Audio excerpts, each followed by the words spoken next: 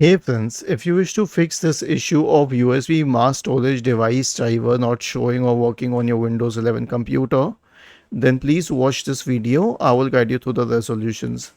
So the first solution is to check the device manager. Search for device manager in the Windows search bar and open device manager. Click on view and select show hidden devices. Now do you see the USB drivers here? If yes, well and good. If not, if you don't see the mass storage device drivers here, then here's the thing. You will have to perform an SFC scan. Why? Because it means that there must be missing or corrupt files on the system.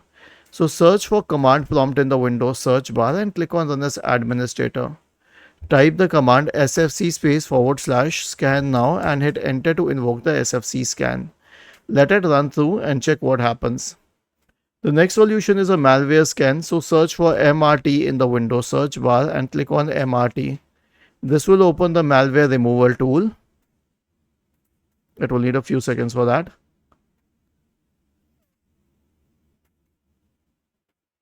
And then click on next, select full scan and click on next and let it run through.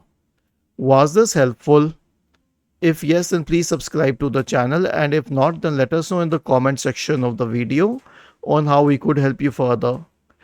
Thank you for watching this video and have a nice day.